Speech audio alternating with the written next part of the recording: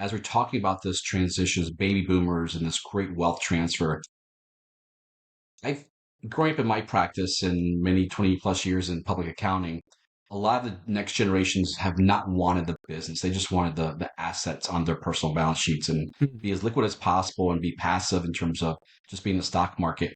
Are you seeing a lot of next generations wanting to keep the business within the family, not only like maybe operating it as their founders' parents were, or putting in professional leadership, or are they looking to just divest and just sell out?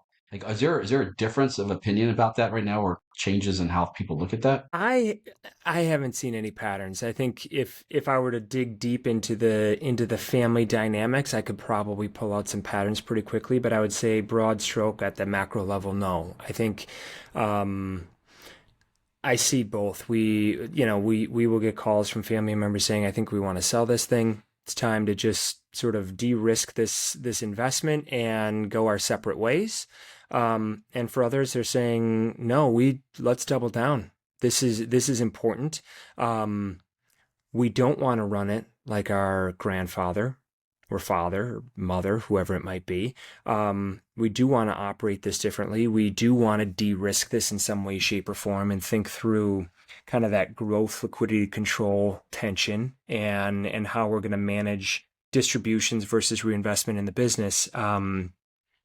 So it's both. I will say that I think the next generation, which is, these are individuals in their 50 on down that are all part of the next generation. I think many of them recognize the importance of outside leadership and outside executives coming in to help them operate the business. I think this we talk a lot about this idea of moving from family business to business family. And so if we think about this family operating company, and let's just take a small Sargento cheese or Sargento Foods, the idea that like the family members are making all the decisions. It's very centralized in that way.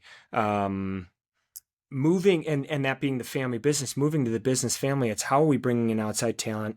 How are we thinking about scale? How are we thinking about risk? How are we thinking about all of these dynamics and recognizing that, hey, maybe we're not the one to run this thing, but the employees want this to continue as a family operating company.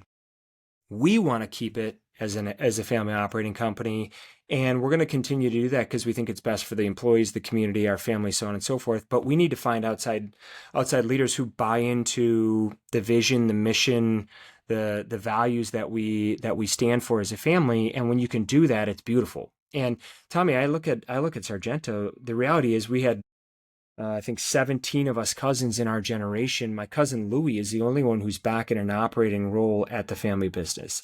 Everybody else is an outside non-family executive who's come in, and they have done more for our business than I think our family could have done for our business. And we recognized that early. We recognized, I think my dad and his brothers, Lou in particular as our CEO, probably recognized that that is uncomfortable at times, but it's also necessary.